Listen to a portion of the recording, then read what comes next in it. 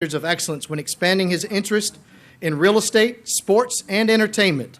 He is a graduate of Wharton School of Finance, an accomplished author. Mr. Trump has authored over 15 bestsellers, and his first book, The Art of the Deal, is considered a business classic and one of the most successful business books of all time. Please help me extend a very warm Mount Pleasant, South Carolina, East Cooper Republican Club to U.S. presidential candidate Donald J. Trump.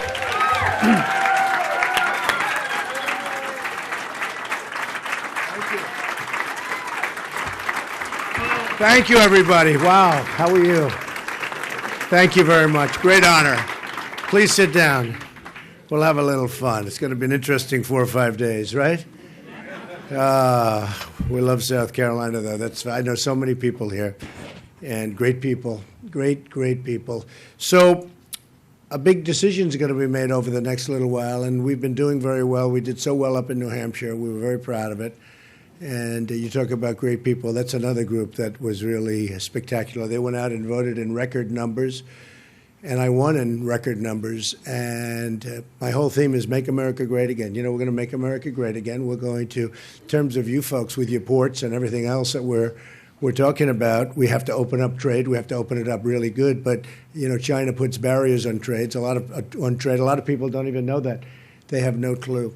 One of the things that, and we'll talk about that, we're going to do a few questions later on at the end, toward the end, so you can ask some questions about that. But one of the things I thought I'd tell you is my little foray into politics, because as you know, I'm self-funding. I'm not taking any money from anybody, and other than the small little donations, which don't amount to a lot. But I've turned down many millions of dollars, and I feel guilty, frankly, doing it. You know, I see all these young people, and I don't want to tell you to do that in your lives. Don't do that. But at a certain point, you're able to do it, and therefore people, they can't tell you what to do. They can't say, vote against the electric bill, vote against this bill, vote for a lumber bill, vote for whatever it may be.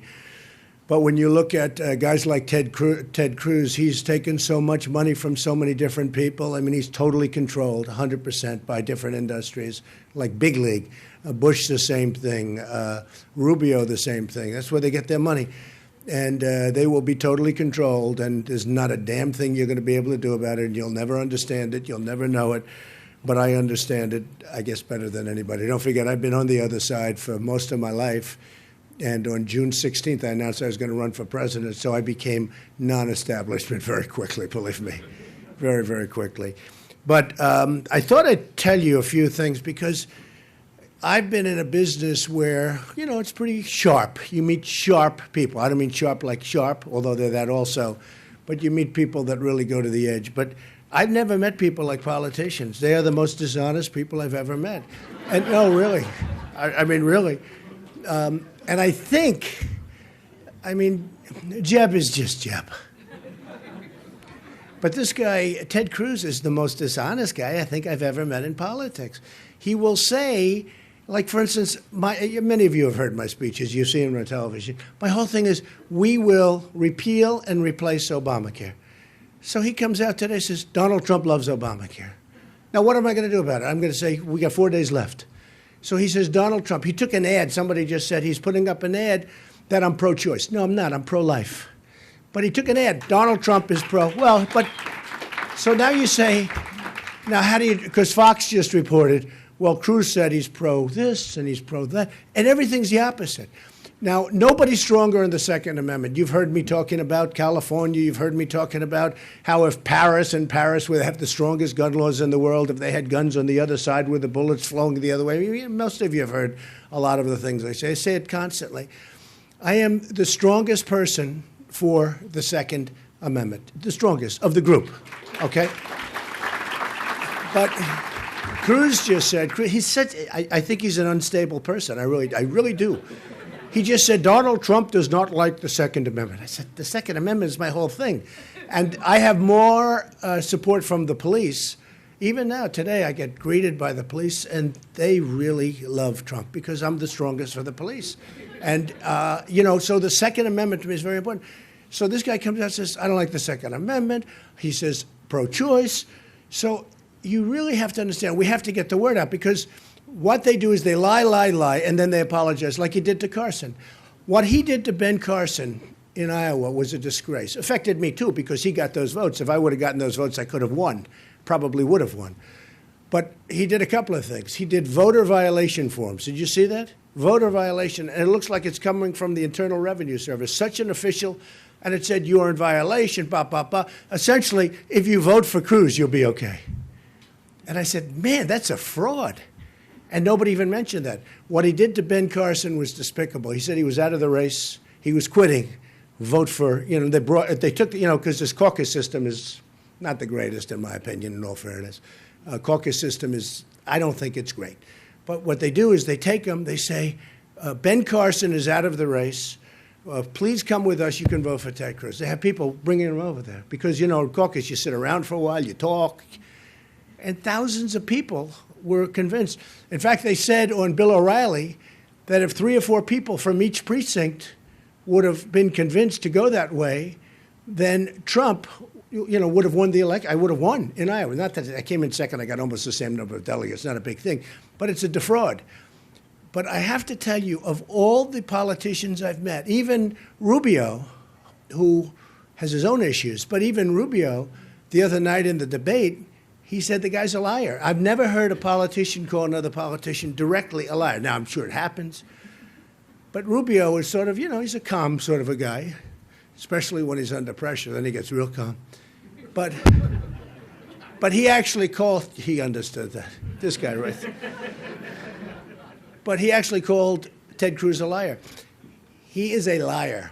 So what happened, I just get out of the car, and Fox said that Ted Cruz said all of these, they're exactly opposite. Now, here's what happens. He apologized to Carson after the event. What good does it do? Carson said, yeah, but I lost all those votes.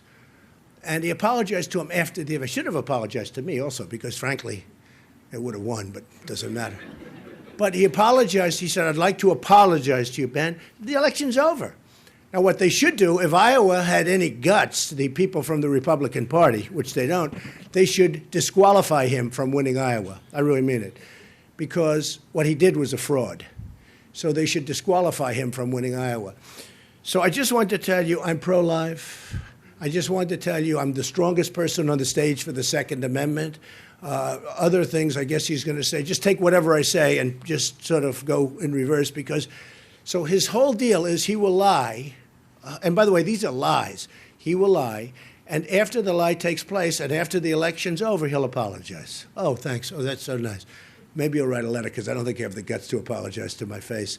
So that's the story. So I just wanted to tell you, I've never seen anything like it. So very strong on Second Amendment. One thing with Ted Cruz, I'll say, during the previous debate, they talked about waterboarding. And he couldn't answer the question. He was fumbling and mumbling and stumbling. And he couldn't answer because he was afraid of because he thought waterboarding was tough. And he didn't know how to answer the question. You can see it. You can get a transcript or see it. You have to see it to really understand it. Then they went to me and they said, what do you think? I said, I think waterboarding is not tough enough. I'd go a step beyond waterboarding. Okay. I gave a very fast answer. So Ted is very weak on immigration. He's extremely weak on illegal immigration. If it weren't for me, you wouldn't even be talking about illegal immigration now, just so you understand. You wouldn't even be talking about it. And the reason I go on and tell you about this, because who the hell wants to take $2 million worth of commercials when I have enough cameras back there that can get the word around? Will you please get the word around? For $2 million, I can probably almost get the word out. But it's always tough to fight a guy when he just goes and says whatever he wants to say. But he's very weak on illegal immigration, very, very weak. He was an amnesty guy, 100%. He said it. I mean, he was an amnesty guy. But he's probably, in a certain way, the weakest on illegal immigration, although I would save that for Jeb Bush, who I don't think is going to do very well, even though his brother's coming into town, which is, of course, lovely. You ever ask yourself why his brother went silent for all these years? No, don't ask yourself that. But his brother's coming in, and it's nice. I mean, frankly, I think he should have used his family a long time ago. I think he would have done better. I told him, I said, why don't you use the last name? You'll do better. Believe me, it's better than a hyphen. It's better than exclamation points. So I just want to say that when it comes to the other candidates, we will do a job. I'm not influenced at all by anything having to do with money. When I have to tell Ford, you got to move back. We're not going to let you do this. When they build a $2.5 billion plant, no special interest group, and believe me, I know most of them. They're great. They do a great job. You know, Donald, we'd like $1 million for a month, and we think we can convince them to do what you want to do. These guys are fantastic, but no good, no good, no good for the country. You know, I'm working for you. I'm not working for any of these people. And we have to do that. You know, we have to do that. I actually said something, because I've turned down tens of millions. Jeb raised $148 million. Rubio's raised many. And take a look at who some of Rubio's donors are, by the way. Take a look at Ted Cruz's donors. I mean, that's a who's who. You take a look at the issues. You take a look at, as an example, the gay marriage issue, and then take a look at who his donors are. Ted Cruz, go ahead, do it. You know, he talks about it. Take a look at what he said about gay marriage when he was in the law offices in Manhattan, and what he said under a microphone when he didn't know the microphone was working, or somebody had their cell phone on. You take a look at what he said. Well, they're politicians. That's what they are. They're politicians. But I never realized, because I've always known politicians are, you know, not so hot. But when you see it from this side, and I've heard complaints about this over the years, but I've never seen one like Ted Cruz. I've heard complaints about this over the years, you know, that they're extremely dishonest. They'll say anything. But I've never seen it this way. I would say that we have a couple of others, but they're really not in the same category, real liar. And then the worst is holding up a Bible all the time, talking about how you're willing to lie about anything, and then you hold up a Bible. It's no good. To me, it's no good, you know. And I think that's why I'm doing better with evangelicals than he is. Nationwide, I'm leading with evangelicals. As you know, I'm Christian. I'm Protestant. I'm Presbyterian, to be exact. And I will tell you, Christianity is being chopped away at. Chop, chop, chop. And some of the things I've said, you know, about Muslims, and we have to find out what's going on, and we do. We have to find out what's going on. You know, the hatred, the level of hatred is incredible. And we have to do that. If I said it about Christians, probably there'd be no problem. You know, people would say, because for some reason, and I think I know the reason, because they basically took you know, they're willing to take your tax exemption and tax status away from you if you talk. That happened during Lyndon Johnson's reign. And I would put that back so fast, because I have so many great friends. Jerry Falwell Jr. is a friend of mine, and he's a great guy, and he endorsed me. And I said to him, you know, Jerry, he's Liberty University. He's an amazing guy. In fact, I think he's coming here to campaign for me. But an amazing guy. The job they've done with Liberty University is incredible. And I said to him, you know, what do you think it is? Because, and I said to a lot of them, I have so many ministers that are endorsing me, and so many friends and pastors. And they're all afraid to get too involved because they don't want to lose their tax exemption. I said, then you really have, although these people love me so much, they don't care. I mean, they're at a point where they just want to have this happen. But, you know, it really is it's a very serious problem, because they're so afraid to talk. I'm saying, you know, if you think about it, you have the most powerful lobby, you have the biggest lobby in the United States, bigger than women, bigger than men, right? Because like 250 million Christians, okay? So that's more than we have in women, more than we have in men. But they're afraid to talk, because if they talk, their tax exemption is going to be taken away, which would be devastating. They have to close up their church. I mean, it would be devastating, right? So they're afraid. Now, some do it anyway, and all the ones with me do it. They don't. I mean, they're at a point where they don't care. But we're going to get rid of that. I don't know. That was put in to knock down, yeah. And I don't think anybody, I'll bet you nobody has even brought that up. But I see it, because that's what I do. I see things. As a business person, I see things.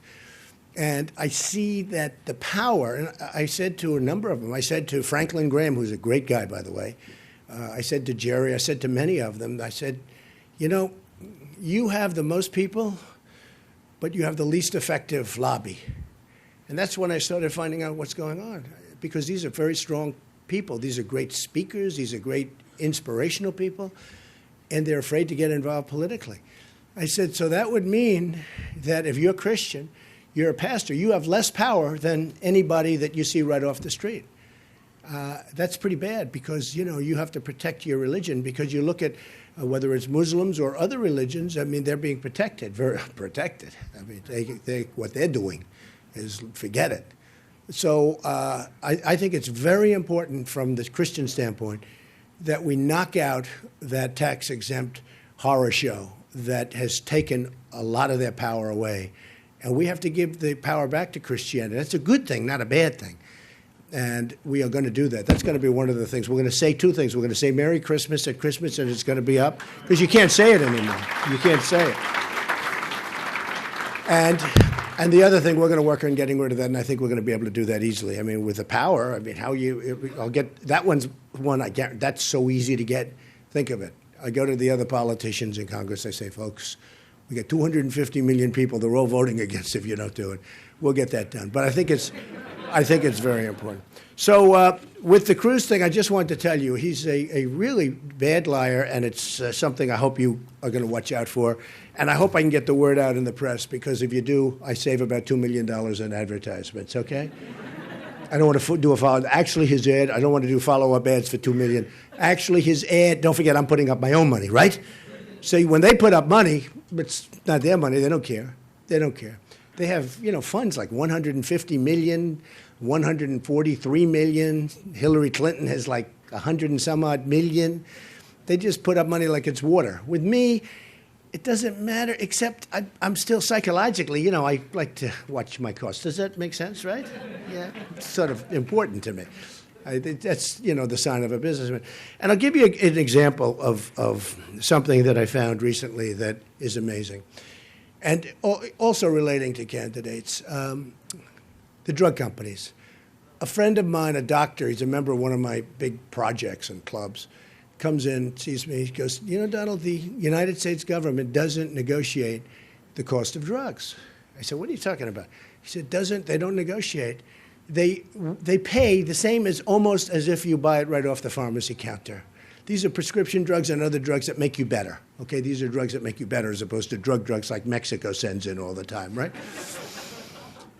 So he said, they don't negotiate. I said, you must be kidding. So I checked it, and about 10 minutes later, I said, yeah, it's amazing. They don't negotiate. They don't have to negotiate. There's some kind of a prohibition, and they don't negotiate. If we negotiated, this country would save $300 billion a year.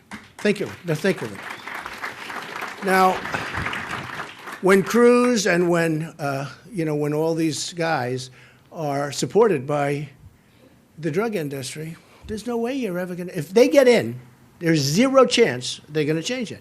If I get in, this is just common sense, because many of you are business people. A lot of you are so young where you will be business people.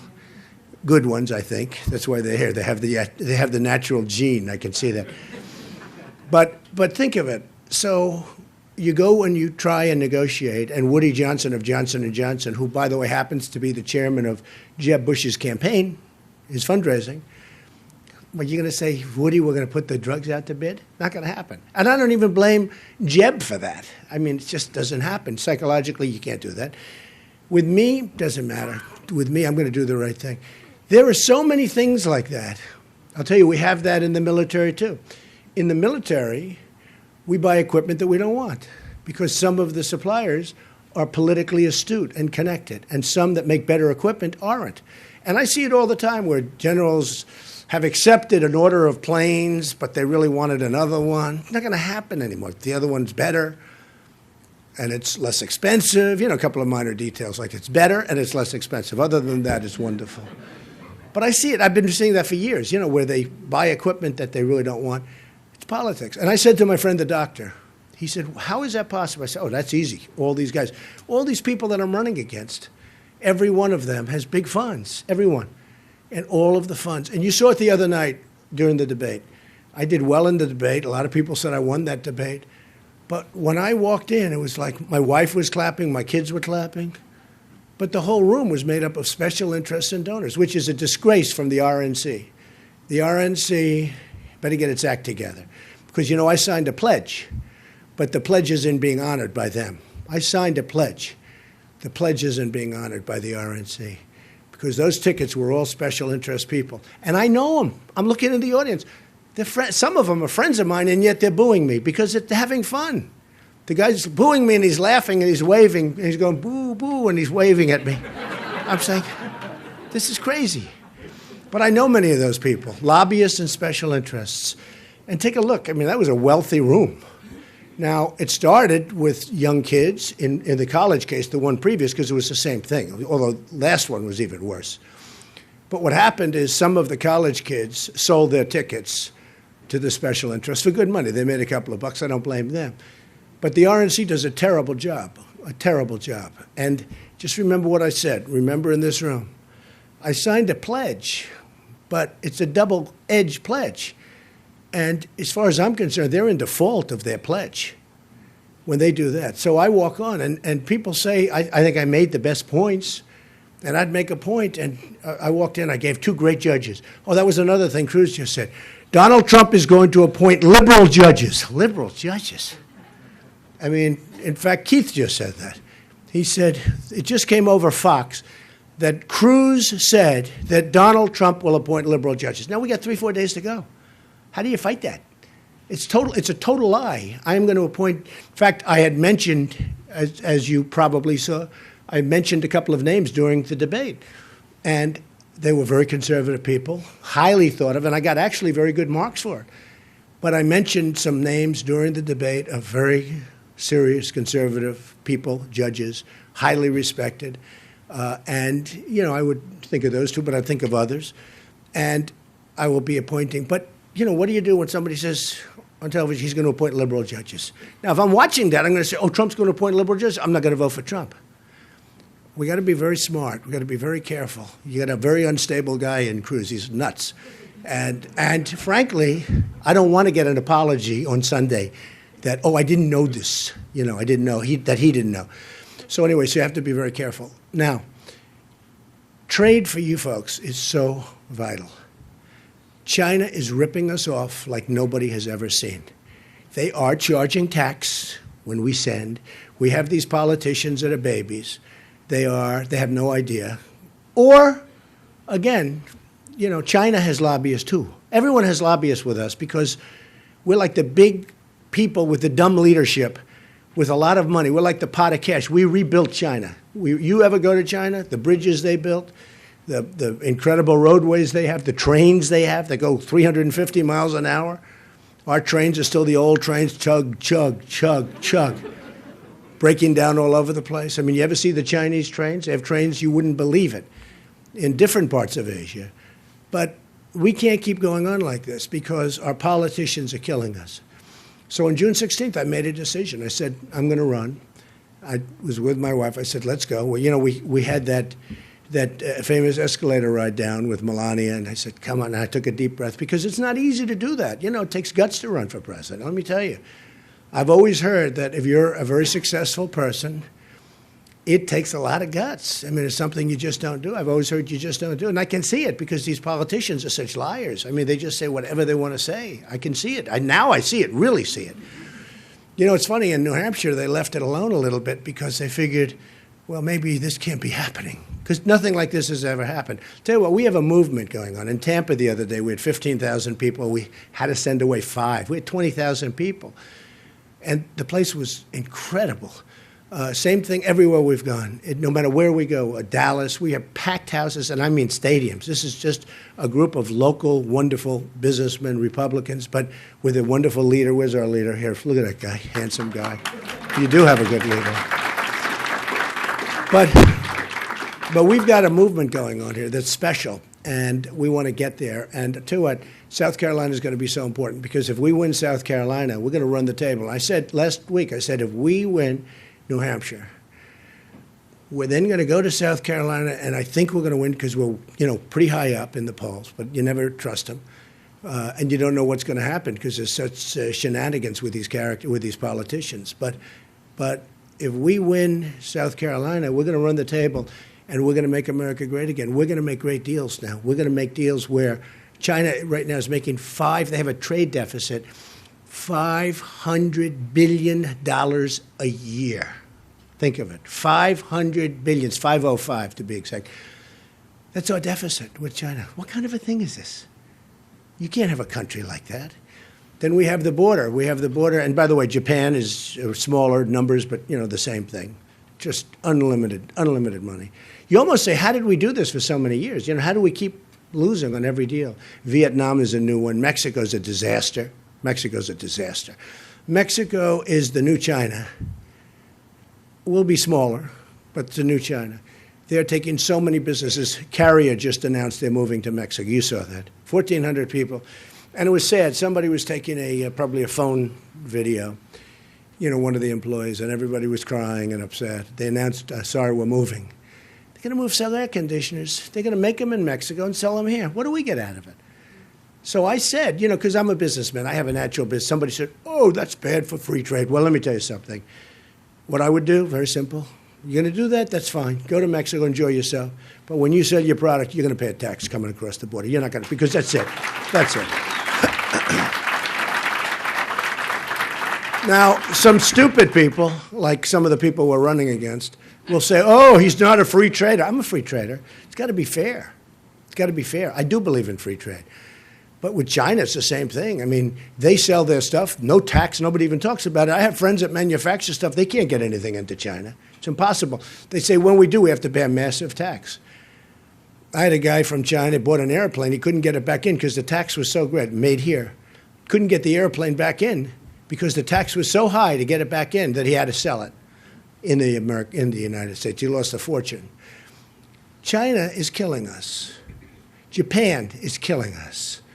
Vietnam, new one, killing us. Every single country, practically, that we do business is killing us. And the reason they're killing us is that we have political hacks negotiating with the smartest negotiators in the world. China has their smartest people negotiating these deals. We have people that are the best. We have the best. We have the greatest business people in the world in this country. Nobody asked them for advice. Carl Icahn endorsed me. He's believe me. If I said, Carl, do me a favor, watch the trade with China. He doesn't want money. You just go to lunch and enjoy yourselves. It'll all work out. But we have the greatest business people in the world, and we don't use them. We use political hacks, people that got their job because they made contributions, and people that just want to do it for fun. We're losing a fortune. I mean, we have Carolyn Kennedy negotiating for us in Japan. Carolyn Kennedy. In fact, she doesn't even know how she got the job. She was on 60 Minutes. How did you get the job? Well, I asked for it. What had happened? I just wanted a job. Did you ever see that 60 Minutes? It was a couple of months ago. She said, I just wanted a job. And in Japan, the ambassador to Japan, she's the ambassador to Japan. No, zero experience, believe it or not. I mean, she's Kennedy, but she's got some natural experience, I guess. But zero experience. But she said, no, I asked for a job. And what happened? Well, they said, would you like to be ambassador to Japan? She said, you're kidding. You're kidding, aren't you? So she couldn't believe it. She got the job. Now she's being wooed and, weaned and wined by Japan. And they're just ripping us. I mean, they are ripping us. You have to see what they're doing over there. You have to go get 60 Minutes on Carolyn. And I like her. You know why? Because my daughter Ivanka likes her, right? Ivanka likes her. So if Ivanka likes her. But I don't care about liking her. I couldn't care less about liking her. So we are going to do things that are great. We are going to make our country great again. We're going to make it rich again. A woman came up. She said, oh, that doesn't sound... I said, look, we owe $19 trillion. The budget deal they signed a couple of weeks ago, was a disaster. They call it the omnibus. That allows all of the migrants to come in. That allows all sorts of illegal immigration. That allows all these things that Obama wants. It's funny. Obama's a terrible, terrible negotiator. The Iran deal's the worst deal I've ever seen negotiated. But he's a great negotiator against the Republicans, isn't it, Joe? Gets everything he wants.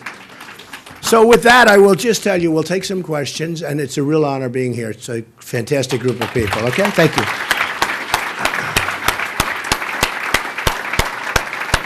Thank you all so very much. If you would remain seated, and we're going to just do our normal Q&A as we do every month. And please make sure it's a question, not a statement or speech. We will cut you off. So look forward to questions only, please. Thank you. We'll start to our left. Please. Good afternoon. My name is Julio Avendano, a small business owner here in Charleston. Good. Thank you. Honored to be here. Thank you for coming to our lovely town. Sir, what do you plan? I see all these big plans for global positioning. What do you plan for our small businesses here? Okay. Well, one of the things we have to do for small business, because I have so many friends that are small businessmen, we have to get rid of the regulations. You're getting killed with regulations. You can't breathe with them. And that includes farmers, but you can't breathe with them. And I see it too as having a big company. The regulations are insane.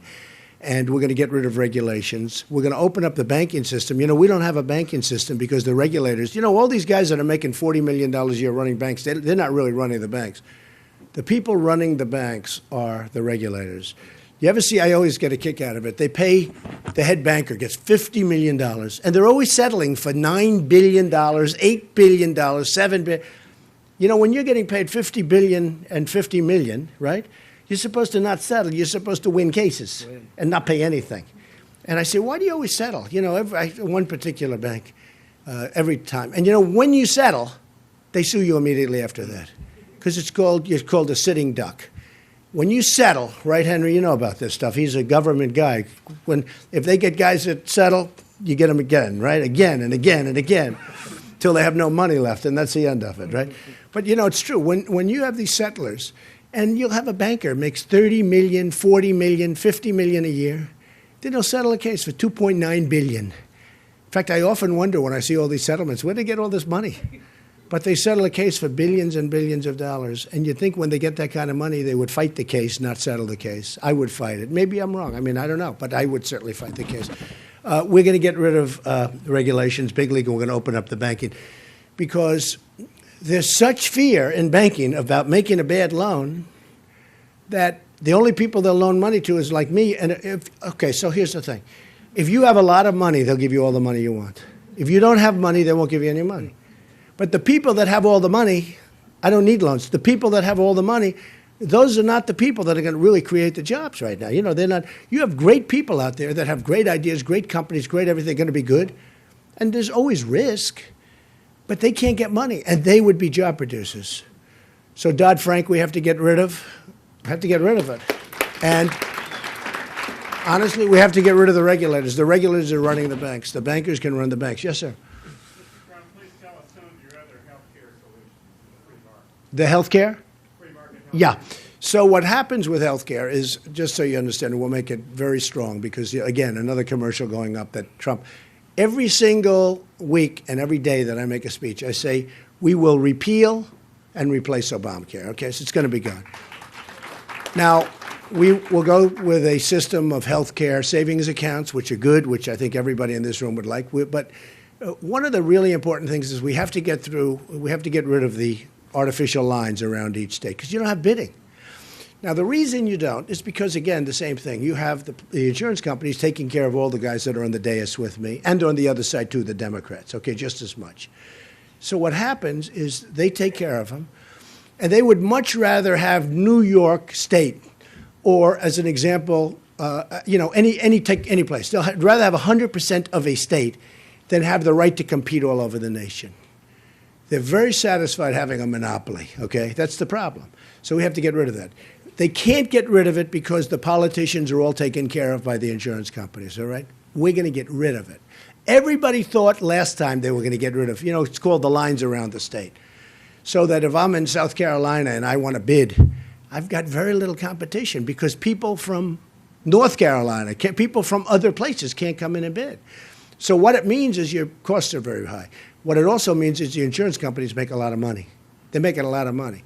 There are certain people and certain companies making a lot of money with Obamacare, by the way. The premiums have gone through the roof. It's a disaster. It's going to be repealed, replaced. We're going to get rid of the lines. We're going to have private insurance. It's going to be so beautiful. You're going to have your own plan. You're actually going to have your own plan, your own doctor. How about that one? 28 times he lied about it. I said, can you sue him for fraud? He would get it. You will have your doctor, will you have your plan, you'll have everything perfect, and then it turned out to be not true. The ones that were most angry about that were the Democrats, because some of they made it by one vote, and many of those people went only because of that. So he lied, and it was one of those things. Go ahead. How about anything from our Wando High School students here? High school. Oh, good. AP. Public Science. A big issue on the national stage has been Guantanamo Bay. Right. Got to keep it open. Right. Locally around here, the federal government even looked into putting those terrorists in the North Charleston area. How are you going to protect us from people in the federal government that want to move these terrorists? Well, you don't even have to finish the question. We're not, huh? Our future leader. Yeah, future leader. We're not closing it. First of all, it's very expensive to close. Amazing. I don't know why they said like $1 billion. Only a government could cost $1 billion to close it, but that's what they're saying. Believe me. If I closed it, $500,000, it's closed, okay? $1 billion to close it. But forget that. It's staying there. You're not going to have to worry about these people coming here. You're not going to have to worry about raids being made by all the migrants we're allowing in. And also, it's, from what I understand, it's right next to a children's park and all sorts of other things. I mean, and we allow all these people coming in from the migration, and some of them could be ISIS, could very well be ISIS, and all of a sudden you'll see 500 people doing a charge. I always say the great Trojan horse, perhaps, and they have that. Look at what's going on in Germany. I mean, are you studying this? This is going to be a revolution over there. What she has done is insane. And look, we all have a heart. You build in Syria a safe zone. I would build it, and I'd get the Gulf states to pay for it. They're not putting up anything. I don't want to use my money. OPM. So anyway, I wouldn't allow. Speaking of that, your Governor Haley, good person, and I know she said she can't stop it. You have the migration. You have people coming into South Carolina here, pretty big league. Believe me, she can stop it. She's the governor of the state, and she can stop it, and she should stop it. Okay? Okay, go ahead. They say, oh, we can't stop it. You're the governor of a state. You can do plenty. Okay, go ahead.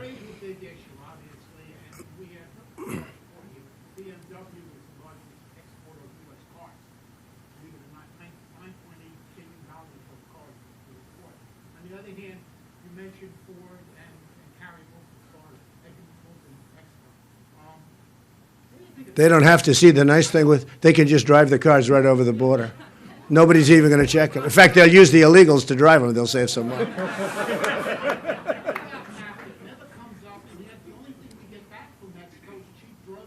Yeah, you get nothing from Mexico. You're not getting anything. Yeah, elect me president. I'll change it fast. Believe me. Believe me. It's so easy. That question, you're a businessman. That question is... It's like you're asking a question you don't even believe you're asking because it's so simple, right? It's so simple to change it. How do they get along? The reason that NAFTA, all of this stuff exists is because of these politicians, because they're all taken care of through campaign contributions. I mean, probably other ways too that we don't want to know about, but that's why. Okay, go ahead. Mr. Trump, I'm the director of our local Veterans Support Network. Good. With the drawdown of military to pre-World War II levels, suicides 22 a day. What are some ideas?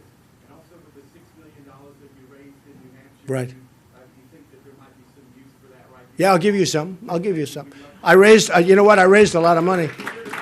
During the one debate, which some people said I should go, other people, actually the veterans love me, but I've given out millions of dollars already and the money's coming in. And we raised a lot of money. I'll give you a check. Give me a name. I'll give you a check if you vet out, right? We have to vet the vets, all right? Elected officials, right here on the left. Okay? Yes. Yes, ma'am. How are you? A little bit closer to home, opiate deaths have increased 118% in Charleston County. You said opium? Opiate. Oh, opium. Okay, okay. In the last 2 years. It's doubled in Berkeley County in the last 2 years. You want to make America great again. You know that takes making Americans great again Right. as well. You have a unique opportunity in North Charleston with some properties that you have that could be used for rehabilitation and Right. addiction recovery. Are you willing to do something? Well, we're looking at it. We do have a property. It's a pretty good. They say it's a good. You're trying to buy it? Oh, how much? How much? Let's make a deal. Let's make a deal. How much? By the way, we have to stop things from coming in. I'm going to build a wall. Nobody else is building a wall. Believe me, the wall works. And it's going to be a real wall. It's not a toy wall. And we're going to stop things from coming in that are coming in. Okay, fine. Yes, ma'am.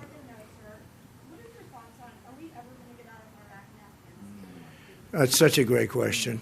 We fight wars not to win anymore. We fight these wars. Iraq, we should have never been there. I was against it from the beginning. I'm a very military person. I always say I'm the most militaristic person. I am. And I'm going to build the military stronger, better, bigger. We're going to have a great military. It's the cheapest thing we can do, by the way. I hate to say it.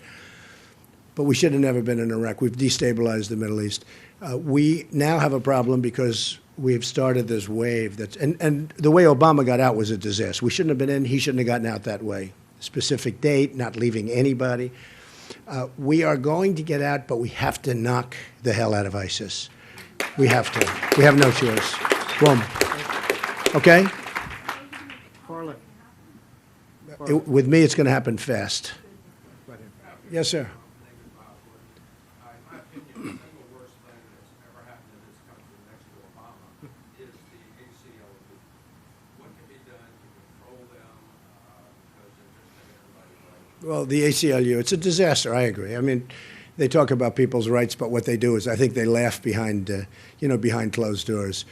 You got to fight them. You got to fight them. It's a problem, and it's a problem for a lot of businesses, actually. You know, businesses are having tremendous problems with it. You got to fight them. Just keep fighting them. But it's a mood change. The mood in this country is going to change. You watch. If I get elected, the mood in this country is going to change, where they're going to be very easy to beat. Okay? Very good. Yes. Right here in the far right. It's hard for us to see you. But Yeah. go ahead. I'm a very conservative guy. Good. Conservative, I want a smaller government that is less in my life.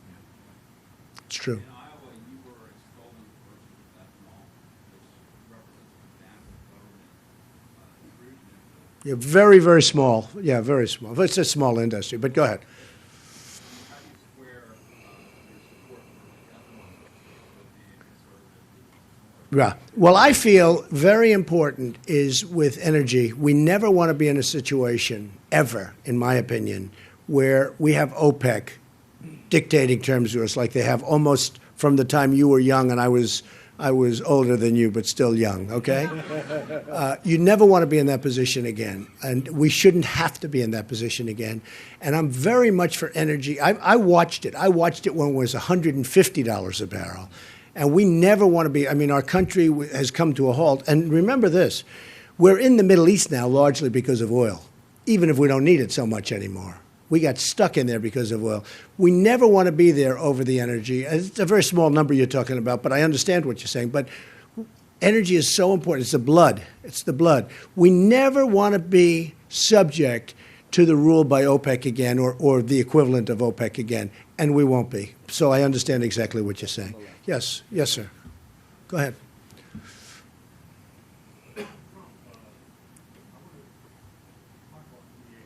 The VA, yeah.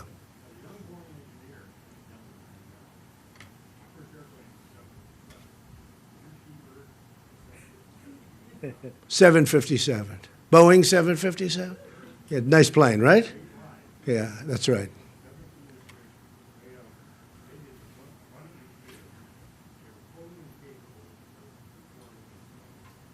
I can't really hear you. Can you talk a little?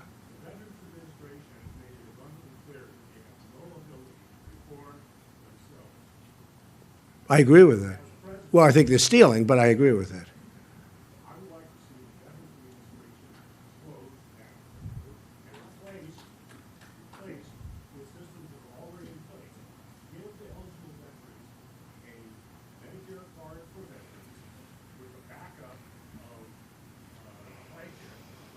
Let's get to a question.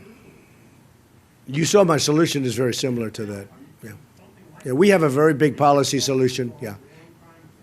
Right. And then the next thing is, whoever your attorney general is, I nominate Ray Donovan. Instruct him to start a criminal investigation against the VA, keeping in mind Wrap it up. that there is no statute of limitations on homicide. On fraud. Okay, I get it. And if you look at the VA in Phoenix, Arizona, it's one of the most corrupt enterprises you'll ever see. There's tremendous waste, fraud, and abuse in the VA, number one. But if you look at my plan, we're in the same neighborhood, let me tell you. We're going to take care of our veterans. You know, the veterans have given me tremendous support. Even the fact that I raised all this money for them, the veterans are giving me tremendous support. We are going to take care of our veterans. That's very important in my plan. All right, we'll do one or two more. One more. One more question right here. Please, go ahead, ma'am. Yes. Right. I'm not going to cut it. Okay.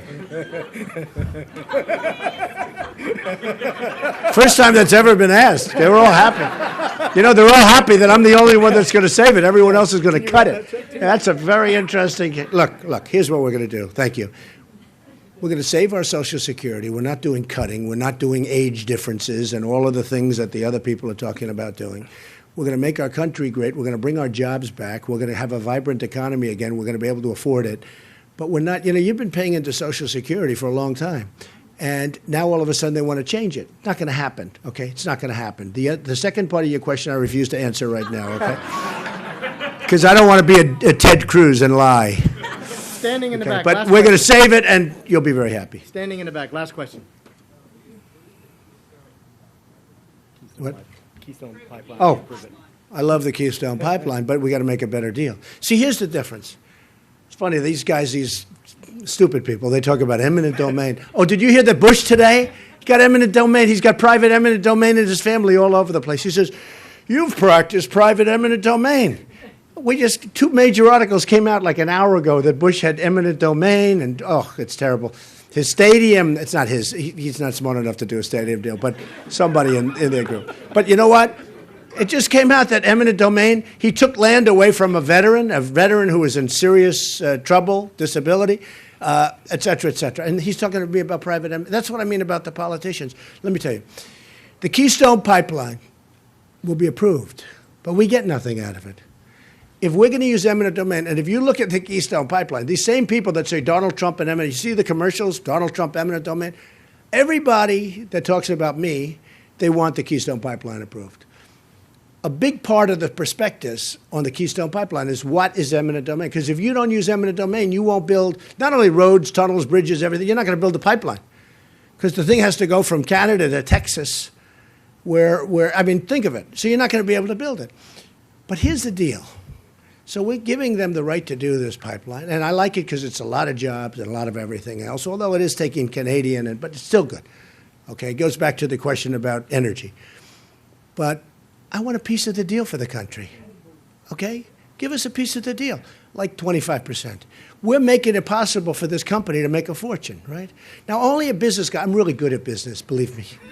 You know, when I put my papers in, people said, man, he's much bigger than we thought, right? Everyone said he'll never file because maybe he's not as rich as they say. Then they said, man, he's got a great company. Okay, I built a great company. Very little debt, tremendous cash flow. Okay, here's the story. With it, that's the American dream, right? But there's a lot of American dreams. Plenty of American. I mean, if you're a great teacher, that's an American dream. If you're a great doctor, it's an American dream. A lot of American dreams. But and believe me, I say this because I have many wealthy friends. They're not happy. I have many friends that are in other professions, like teachers, like doctors, like policemen, like firemen, that they're very happy. So, you know, you tell me who's more successful. Keystone Pipeline. It's going to get approved, but we got to get a piece of the deal for the United States. So when they make all this profit that they're going to make, we get a piece of it. Does that make sense to somebody, right? Okay. Well, I want to thank everybody. This was a fantastic honor, and great people. I'm going to be here for a long time. We're not leaving. I'm staying in a Holiday Express and another Holiday Express, and that's good because I just want clean. If it's clean and has a decent bed, I'm happy, okay? I just want clean. Clean is number one, and decent bed is a long distance number two, okay? But clean is number one. So I'll be here for 5 days, and I look forward to it. And I hope you can go out to vote.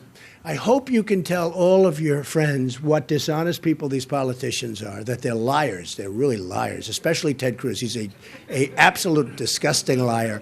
And remember this, because I don't want to have an apology from some third-rate politician who got lucky to get elected in the first place saying, gee, on Sunday, right, on Sunday morning, Don, I'm sorry I misrepresented. I didn't know. Oh, you didn't know, you know, like you did with Ben Carson.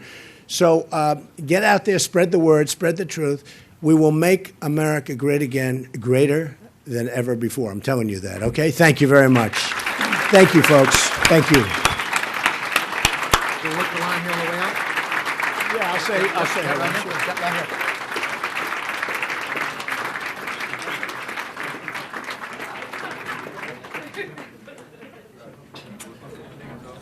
All right, everybody, that was Donald Trump from Mount Pleasant, South Carolina, talking